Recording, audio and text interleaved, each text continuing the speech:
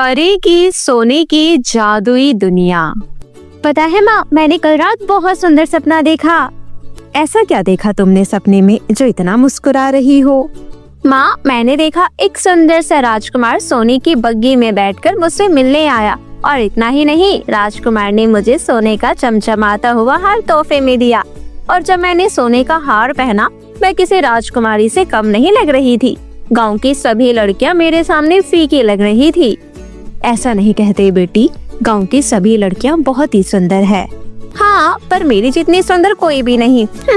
दोनों माँ बेटी आपस में बातें कर ही रहे थे कि तभी वहाँ विमला नाम की औरत आई और बोली, अरे ओ सुहानी की माँ, मेरा मुंह मीठा करो। आपकी बेटी के लिए मैं बहुत ही अच्छा रिश्ता लाई हूँ। पास ही के गाँव का किसान का पढ़ा लिखा लड़का है। लड़का शहर में नौकरी करता है। रुपया, पैसा, घर सब कुछ है। तुम्हारी बेटी राज करेगी, राज कह देती हूँ। बैठो विमला काकी, मैं आपके लिए जलपान लाती हूँ। काकी, किसान के लड़के से कौन शादी करेगा भला? क्या आपकी नजर कमजोर हो गई है काकी? इतनी सुंदर लड़की के लिए एक मामूली सा रिश्ता लेकर आई हो। ये तुम क्या कह रही हो बिटिया? कितना अच्छा रिश्ता लाई हूँ तुम्हारे लिए, कहीं ढूंढने से भी नहीं मिलेगा ऐसा रिश्ता। ऐसा फालतू रिश्ता लेकर दोबारा मत आना। मेरी शादी किसी राजकुमार से होगी जो मुझे सर से पाँव तक सोने से ढक देगा। इसलिए काकी को कह दो माँ, ये यहाँ से चली जाए। बातें तो सुनो इस लड़की की, लगता है इसे अपनी सुंदरता पर कुछ ज्यादा ही घमंड है। अच्छा सुहानी की माँ, अब मैं चलती हूँ। अब सपनों की नगरी में जाकर अपनी बेटी की शादी किसी राजकुमार से करवाना। पर विमला काकी गुस्से में वहाँ से चली गई। हे भगवान, मैं क्या करूँ इस लड़की का? मैं तो बहुत दुखी हो गई हूँ। तेरी उम्र की लड़कियाँ ब्याह कर अपने ससुराल जा चुकी है, और एक तू है जो अपने सपनों की दुनिया से बाहर ही नहीं आती। माँ, मैं अपने सपनों के राजकुमार का इंतजार कर रही हूँ। देखना, वो एक दिन सोने के रथ पर सवार होकर मुझे लेने आएगा। ऐसे ही कुछ समय बीत गया। फिर एक दिन अचानक अनुपमा खुश होते हुए सुहानी से बोली, अरे सुहानी बिटिया, कहाँ हो तुम? जल्दी इधर आओ। क्या हुआ माँ, बड़ी खुश लग रही हो, क्या बात है? सुहानी, तेरे तो भाग्य ही खुल गए। खुद जमींदार साहब ने अपने बड़े बेटे के लिए तेरा हाथ मांगा है। अब तो तू शादी करने से इनकार नहीं करेगी ना? इस बार तो तेरी पसंद का दूल्हा मिला है। क्या कहा? गांव का जमींदार का बेटा? क्या वो मुझे लेने सोने की बग्गी में बैठकर आएगा? क्या वो मुझे सोने से ढक देगा? मुझे नहीं करना जमींदार के बेटे से शादी। ये कहते हुए सुहानी मुंह बनाते हुए अपने कमरे में चली गई। हाय राम, इस लड़की को अकल कब आएगी? उल्टे पुल्टे सपने देखकर इसका दिमाग खराब हो गया है। पता नहीं इसकी किस्मत में क्या लिखा है। सारे अच्छे रिश्ते तो इसने ठुकरा दिए हैं। अब तो भगवान ही मालिक है। ये कहते हुए अनुपमा घर के कामों में व्यस्त हो गई। फिर अगली सुबह अनुपमा सुहानी को नींद से जगाने लगी। वो नींद में मुस्कुराए जा रही थी। सुहानी, अरे ओ सुहानी, पागलों की तरह हंस क्यों रही है? क्या हुआ? जल्दी उठकर घर के कामों में मेरा हाथ बटा। सुहानी आंख मलते हुए उठी और बोली, अरे माँ, पता है मैंने आज एक और सपना देखा। क्या कहा? एक और सपना? मेरा तो सर चकरा जाएगा। अरे सुनो तो माँ, आज मैंने देखा कि मैं सोने की गोटी वाली साड़ी पहने राजकुमार के साथ खड़ी हूँ, और वो मुझे अपने साथ अपनी बग्गी में बैठाकर सोने के महल ले गया। सुहानी, सपनों की दुनिया से बाहर आओ। तुझे पता नहीं इन सपनों के चक्कर में कितने अच्छे रिश्ते तूने गवा दिए हैं। माँ, तुम कैसी बातें करती हो? तुम्हें पता नहीं माँ, एक दिन मेरा शरीर सोने से ढका होगा और मेरा दूल्हा एक राजकुमार होगा। अच्छा माँ, मुझे थोड़ी देर और सोने दो, मुझसे घर का काम नहीं होगा। देखना, एक दिन मैं महल की रानी बनूंगी, मेरे आगे नौकर चाकर होंगे। ये कहते हुए सुहानी चद्दर तान कर सो गई। कोई तो मेरी मदद करो, भगवान मेरी लड़की को सद्बुद्धि दो, मेरी बिल्कुल भी बात नहीं मानती। दोपहर के समय अनुपमा आंगन में उदास बैठी हुई थी कि तभी वहाँ एक बूढ़ी अम्मा आई। अरे बिटिया, कुछ खाने को हो तो दे दो, बड़ी भूख लगी है। अम्मा, आप तो बड़े दिनों बाद आई हो। हाँ, मैं कुछ दिनों के लिए दूसरे लोग, मेरा मतलब दूसरे गांव चली गई थी। अच्छा अम्मा, आप यहीं बैठो, मैं आपके लिए रोटी और अचार लेकर आती हूँ। अनुपमा ने एक थाली में 2 रोटी और अचार लाकर बूढ़ी अम्मा को खाने को दिया। अम्मा ने खुश होते हुए खाना खाया। खाना तो बहुत ही स्वादिष्ट था। पर बेटी, तुम्हारा चेहरा उतरा हुआ क्यों है? क्या बताऊं अम्मा, मेरी बेटी दिन पर दिन घमंडी होती जा रही है। वो अपने आप को सबसे खूबसूरत लड़की मानती है और उसे लगता है कि सोनी की बग्गी में बैठकर सुंदर राजकुमार उसे लेने आएगा। दिन रात भर बस यही सपना देखती रहती है। ये सब सुन बूढ़ी औरत मुस्कुराते हुए बोली, तुम चिंता मत करो बेटी, सब कुछ ठीक हो जाएगा। अच्छा, मैं चलती हूँ, मुझे और जगह भी जाना है। अगली सुबह जब अनुपमा आंगन की सफाई कर रही थी कि तभी सोने की बग्गी में बैठकर एक सुंदर सा राजकुमार उनके यहाँ आया। मैं कोई सपना तो नहीं देख रही? आप कौन हैं? मैं सोने के देश का राजकुमार हूँ। मैं आपकी बेटी सुहानी से शादी करना चाहता हूँ। इससे पहले कि अनुपमा कुछ कह पाती, सुहानी झट से आई और खुश होते हुए बोली, माँ देखा आपने, मैंने कहा था ना मेरा सपना सच जरूर होगा। आज मैं बहुत खुश हूँ, मेरे सपनों का राजकुमार मुझे लेने आया है। चलो सुहानी, जल्दी से सोने के गोटे वाली साड़ी और सोने का हार पहनकर तैयार हो जाओ, मैं तुम्हें लेने आया हूँ। साड़ी और हार देखकर सुहानी की आंखें चमक उठी। उसने कमरे में जाकर राजकुमार की दी हुई साड़ी और हार पहना और खुशी खुशी राजकुमार के साथ चलने के लिए तैयार हो गई। अरे, पर मेरी बेटी को आप कहाँ लेकर जा रहे हैं? आप चिंता मत कीजिए, मैं आपकी बेटी को रानी बनाकर रखूंगा। माँ मेरी चिंता मत करो, मैं जा रही हूँ अपने सपनों के राजकुमार के साथ। अनुपमा अपनी बेटी को देखती रह गई और पलक झपकते ही बग्गी उसकी आंखों से ओझल हो गई। कुछ देर बाद राजकुमार सुहानी को बग्गी में बिठाकर एक ऐसे देश ले गया जहाँ सब कुछ सोने का था। ये हम कहाँ आ गए राजकुमार? यहाँ तो हर चीज सोने की तरह चमचमा रही है। ये मेरा सोने का देश है और वो देखो मेरा सोने का महल जो आज से तुम्हारा है, मेरी प्रिय सुहानी। अरे वाह, महल तो शुद्ध सोने का बना हुआ है। अब मैं दुनिया की सबसे अमीर लड़की बन जाऊंगी। अरे क्या सोचने लगी सुहानी, चलो चलकर खाना खाते हैं, तुम्हें भूख लगी होगी ना? हाँ, भूख तो बहुत जोर की लगी है राजकुमार, मैंने सुबह से कुछ नहीं खाया। महल की दासी ने जब खाना परोसा तो सोने से बना हुआ खाना देखकर सुहानी चौंक गई। ये क्या, रोटी भी सोने की, चावल भी सोने का और सब्जी भी सोने की, इन्हें मैं कैसे खाऊं? ये कहते हुए सुहानी उदास हो गई। अरे तुम खाना क्यों नहीं खा रही सुहानी? तुम्हें तो बहुत जोर की भूख लग रही थी ना। खाओ, खाना बहुत ही स्वादिष्ट बना है। राजकुमार, मैं ये खाना नहीं खा सकती, मेरे यहाँ तो अनाज खाते हैं, सोना नहीं।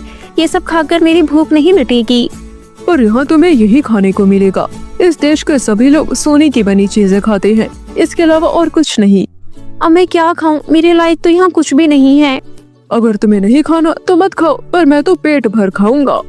ये कहते हुए राजकुमार सोने से बनी हुई सामग्री बड़ी ही चाव से खाने लगा। सुहानी उदासी भरी नजरों से देखने लगी। तभी यकायक सुहानी को प्यास लगी। एक गिलास पानी ही पी लेती हूँ, गला सूख रहा है। ये कहते हुए जैसे ही सुहानी ने पानी का ग्लास उठाया तो चौंक गई। ये क्या, इस ग्लास में तो पानी के बदले सोना है, मुझे पानी पीना है। सोना नहीं। रोना धोना बंद करो, यहाँ तुम्हें सोने के सिवा कुछ नहीं मिलेगा। जाओ अपने कमरे में और मुझे शांति से खाने दो। सुहानी रोते हुए कक्ष में चली गई। ऐसे ही 2 दिन बीत गए। बिना खाए पिए सुहानी का बुरा हाल हो गया। वो माँ को याद कर रोने लगी। मुझे माँ के पास जाना है, मुझे अब और यहाँ नहीं रहना। भला ऐसा भी कहीं होता है? खाने में सोना कौन खाता है? 2 दिन से मैंने कुछ नहीं खाया। तभी राजकुमार कक्ष में दाखिल हुआ। क्या हुआ सुहानी, तुम इतनी दुखी क्यों हो? राजकुमार, मुझे मेरी माँ की बहुत याद आ रही है, मैं घर वापस जाना चाहती हूँ। सुहानी, जो तुम्हें चाहिए था यहाँ सब कुछ तो तुम्हें मिल रहा है। तुम्हें और सोने के गहने चाहिए तो मैं तुम्हें और भी ला कर देता हूँ। नहीं राजकुमार, मुझे सोने के गहने नहीं चाहिए, ना ही मैं यहाँ रहना चाहती हूँ, मुझे बस वापस जाना है। एक बार फिर सोच लो सुहानी, तुम यहाँ दोबारा फिर कभी नहीं आ पाओगी। मैं समझ चुकी हूँ, सोना चांदी मिलने से खुशी नहीं मिलती, यहाँ प्यार नहीं है। माँ मुझे बहुत प्यार करती थी, मैं अपनी झोपड़ी में लौट जाना चाहती हूँ। मुझे नहीं रहना सोने के महल में, मुझे वापस जाना है। ठीक है, रोना बंद करो। अगर तुम्हारी यही इच्छा है तो मेरा हाथ पकड़ो, मैं तुम्हें तुम्हारी माँ के पास ले चलता हूँ। सुहानी ने राजकुमार का हाथ पकड़ा और कुछ ही पल में सुहानी ने अपने आप को अपने घर पाया। माँ मैं आ गई। कहाँ हो माँ, जल्दी बाहर आओ। सुहानी बिटिया, तुम अचानक, सब कुछ ठीक तो है ना? माँ मुझे बहुत भूख लग रही है, मैंने 2 दिन से कुछ नहीं खाया। सोने के देश में सिर्फ सोने के चावल और सोने की रोटी थी। मैं बहुत भूखी हूँ माँ, अब तुम जैसा कहोगी मैं वैसा करूँगी। मुझे अब सब समझ आ चुका है।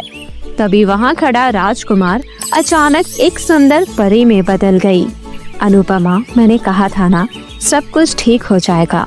मैं वही बूढ़ी औरत हूँ जिसे तुम अक्सर खाना खिलाती थी। ये सब मैंने तुम्हारी बेटी को सही रास्ते पर लाने के लिए किया था। अब सुहानी कभी घमंड नहीं करेगी और तुम्हारी सारी बात मानेगी। आपका धन्यवाद परी, मैं आपका एहसान कभी नहीं भूलूंगी। अच्छा, अब जाओ और अपनी बेटी को पेट भर खाना खिलाओ, मैं चलती हूँ। इतना कहकर परी अदृश्य हो गई। सुहानी ने उस दिन माँ के हाथ से पेट भर खाना खाया। अब सुहानी घर के कामों में माँ का हाथ बटाती और सारी बात मानती। फिर कुछ महीने बाद अनुपमा ने एक अच्छा सा रिश्ता देखकर सुहानी के हाथ पे लेकर खुशी खुशी उसे विदा किया। भूतिया बंद कमरा। रचना नाम की एक लड़की शहर में एक किराए के मकान में रहती थी। वो कॉलेज में पढ़ाई के साथ साथ छोटे बच्चों को संभालना, उन्हें ट्यूशन पढ़ाना वगैरह पार्ट टाइम जॉब भी करती थी। वहीं रचना के माता पिता गांव में रहते थे। वो बहुत मुश्किल से रचना के कॉलेज की फीस दे पाते थे। रचना अपने खाने पीने का खर्चा और कमरे का किराया पार्ट टाइम जॉब करके निकाल लिया करती थी। एक दिन रचना कॉलेज से वापस घर आ रही थी। तभी एक औरत ने उसे रोका। सुनो, जरा रुकना तो। क्या आपने मुझसे कुछ कहा आंटी? हाँ बेटा, वो मैं दरअसल इस मोहल्ले में नई आई हूँ। मैंने आस पड़ोस के लोगों से सुना है कि तुम कुछ देर के लिए बच्चों को संभाल लेती हो। हाँ, आपने सही सुना है। असल में आज मुझे अपने रिश्तेदार के घर किसी जरूरी काम से जाना है। मेरी बेटी अभी छोटी है, मैं उसे अपने साथ इतनी दूर नहीं ले जा सकती। क्या तुम आज रात भर के लिए मेरे घर में रुक सकती हो? तुम्हें बस आज शाम से लेकर कल सुबह तक उसके साथ रहना पड़ेगा और सुबह में जल्द ही घर वापस आ जाऊंगी। क्या, एक रात के लिए? हाँ, और अगर तुम उसका अच्छे से ध्यान रखोगी तो मैं तुम्हें पूरे 2000 रुपए दूंगी और अगली बार मुझे कहीं जाना होगा तो तुम्हें ही बुलाऊंगी। क्या, 2000? ठीक है, यही घर है ना आपका आंटी? हाँ, वैसे मेरा नाम शालिनी है। तुम्हें मुझे आंटी कहने की जरूरत नहीं, तुम मुझे शालिनी बुला सकती हो। ओके शालिनी जी, फिर मैं शाम होते ही आ जाऊंगी। अभी मैं चलती हूँ। इतना कहकर रचना अपने घर चली गई। वो बहुत खुश थी कि उसे एक रात बच्चे संभालने के पूरे 2000 मिलेंगे, क्योंकि उसे इतने पैसे तो बच्चे पढ़ाने के बाद 1 महीने में मिलते थे। अरे वाह, आज के दिन तो बड़ा अच्छा है। मैं जल्दी से कॉलेज का काम खत्म कर लेती हूँ, फिर शालिनी जी के घर चली जाऊंगी। इतना बोलने के बाद रचना अपने काम पर लग गई। फिर शाम होते ही वो अपना जरूरी सामान एक थैली में डालकर शालिनी के घर जा पहुँची। आओ रचना, तुम तो समय पर आ गई, मैं बस निकल ही रही थी। शालिनी जी, वैसे आपकी बेटी है कहाँ? उसका नाम क्या है? ओह हाँ, मैं तो तुम्हें बताना ही भूल गई। मेरी बेटी का नाम है परी और वो ऊपर कमरे में आराम कर रही है। वो ज्यादातर समय अपने कमरे में ही रहती है। अच्छा, तो फिर वो खाना क्या खाएगी? उसकी चिंता तुम मत करो, मैंने उसका खाना किचन में बनाकर रख दिया है। वो जब दरवाजे पर 3 बार दस्तक दे तब तुम दरवाजे के नीचे से उसको उसके खाने की प्लेट दे देना। उसके खाने की प्लेट मैंने पहले से ही किचन में रख दी है। और हाँ, चाहे कुछ भी हो जाए, उसका दरवाजा बिल्कुल मत खोलना। तुम्हारा कमरा नीचे है, तुम्हें बस मेरे आने तक यहीं रुकना होगा, ठीक है? रचना को शालिनी की ये सब बातें बहुत ही अजीब लगी। इससे पहले वो शालिनी से कुछ पूछ पाती, शालिनी अपना बैग लेकर फौरन वहाँ से चली गई। परी का कमरा ऊपर था। रचना जैसे ही परी का कमरा देखने ऊपर गई तो दंग रह गई। ऊपर बिल्कुल अंधेरा था, वहाँ एक ही कमरा था और उस कमरे में बहुत बड़ा ताला लगा हुआ था और दरवाजे के नीचे थोड़ी सी जगह थी जहाँ से खाने की प्लेट अंदर की जा सकती थी। रचना को ये सब बड़ा अजीब लगा और वो तुरंत नीचे लौट आई। फिर रचना कमरे में बैठकर किताबें पढ़ने लगी। थोड़ी देर बाद रचना पढ़ते पढ़ते सो गई। आधी रात हो चुकी थी। तभी अचानक बंद कमरे से आवाज आने लगी। आवाज सुनते ही रचना की आंख खुल गई। तभी रचना को दरवाजे पर 3 बार दस्तक होने की आवाज सुनाई दी। उसके बाद रचना डरते हुए जल्दी से उठकर किचन में गई और किचन में रखी खाने की प्लेट को उठाया। खाने की प्लेट ढकी हुई थी और उसमें से बहुत तेज बदबू आ रही थी। इस प्लेट में से तो बहुत गंदी बदबू आ रही है, आखिर इसमें है क्या? रचना ने जैसी ही ढकी हुई प्लेट को हटाया तो दंग रह गई। उस ढकी हुई प्लेट में मांस के टुकड़े पड़े हुए थे। तभी रचना को फिर से दरवाजे की दस्तक 3 बार सुनाई दी। रचना खाने की प्लेट वापस से ढककर ऊपर उस कमरे की ओर जाने लगी, लेकिन तभी दरवाजा पीटने की बहुत तेज आवाजें आने लगी। अरे, अचानक से आवाज इतनी तेज कैसी हो गई? मुझे तो बहुत डर लग रहा है, अब क्या करूं? रचना ने डरते हुए लाई हुई प्लेट दरवाजे के नीचे से अंदर की ओर सरका दिया और वहां से जाने लगी। तभी उसे बंद कमरे के अंदर से एक आवाज सुनाई दी। सुनो, मुझे इस कमरे से बाहर निकालो। अब मैं क्या करूं? ये तो बाहर आने को कह रही है। नहीं नहीं, इसकी माँ ने तो मना किया था, मैं कमरे का दरवाजा नहीं खोल सकती। प्लीज मुझे बाहर निकालो ना। अरे, ये तो एक छोटी बच्ची की आवाज है, लगता है उसे अकेले अंदर डर लग रहा है। इसके बाद रचना ने बिना कुछ सोचे समझे बंद दरवाजा खोल दिया। फिर वो जैसे ही कमरे के अंदर गई, उसके होश उड़ गए। अंदर एक छोटी बच्ची चुड़ैल थी जो बहुत ही डरावनी थी। तुझे मेरी माँ ने आज रात के लिए यहाँ रोका था ना, ताकि तू मुझ पर नजर रख सके। अब मैं तुझे छोड़ूंगी नहीं, तुझे कच्चा चबा जाऊंगी। नहीं नहीं, मुझे जाने दो, मेरी कोई गलती नहीं है। मुझे तो पैसों की जरूरत थी, इसलिए मैंने आज रात यहाँ रुकने के लिए हाँ कर दी। मुझे तो ये भी नहीं पता था कि तुम एक चुड़ैल हो। मुझे जाने दो। रचना की बात सुनकर चुड़ैल का गुस्सा शांत हो गया। ठीक है, तुम जा सकती हो। तुमने मुझे इस बंद कमरे से आजाद किया, इसलिए मैं तुम्हें यहाँ से जाने दूंगी। चुड़ैल की बात सुन रचना अपना सामान लेकर वहाँ से जाने लगी। तभी उसने देखा चुड़ैल एक कोने में बैठकर रो रही थी। उसे रोता देखकर रचना को बहुत बुरा लगा। अरे, तुम रो क्यों रही हो? क्या हुआ? क्या मैं तुम्हारी कोई मदद कर सकती हूँ? रचना की बात सुनकर चुड़ैल बच्ची और जोर जोर से रोने लगी। दरअसल ये मेरी सगी माँ नहीं है, बल्कि मेरी सौतेली माँ है। जब मेरे पापा सौतेली माँ को घर लेकर आए, कुछ महीने बाद ही मेरे पापा मर गए और ये मुझसे बुरा व्यवहार करने लगी। मुझे स्कूल भी नहीं भेजती थी और कभी किसी बच्चे के साथ खेलने भी नहीं जाने देती थी।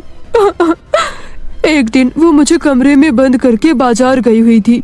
तभी मेरे कमरे में आग लग गई और मैं जलकर मर गई और एक चुड़ैल में बदल गई। ये तो बहुत बुरा हुआ तुम्हारे साथ, लेकिन तुम्हारी सौतीली माँ ने तुम्हें इस तरह कमरे के अंदर क्यों कैद कर रखा है? जब सौतेली माँ ने मुझे चुड़ैल के रूप में देखा तो उसने धोखे से मुझे इस कमरे में बंद कर दिया, क्योंकि वो काली विद्या जानती है। वो मेरा इस्तेमाल करना चाहती है, मुझे अपना गुलाम बनाकर रखना चाहती है। मुझे मुक्ति चाहिए। रो मत, मुझे बताओ आखिर तुम्हें मुक्ति कैसे मिलेगी? मेरी अस्थियों को सौतेली माँ ने नदी में अभी तक नहीं बहाया। अगर किसी तरह मेरे अस्थियों को पवित्र नदी में बहा दिया जाए तो मुझे इस चुड़ैल की जिंदगी से मुक्ति मिल जाएगी और मैं अपनी सौतेली माँ की कैद से आजाद हो जाऊंगी।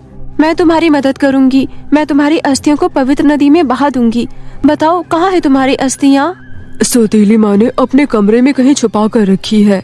अच्छा, मैं अभी जाकर तुम्हारी माँ के कमरे में अस्थियाँ ढूंढती हूँ। सौतेली माँ के कमरे में जाना आसान नहीं।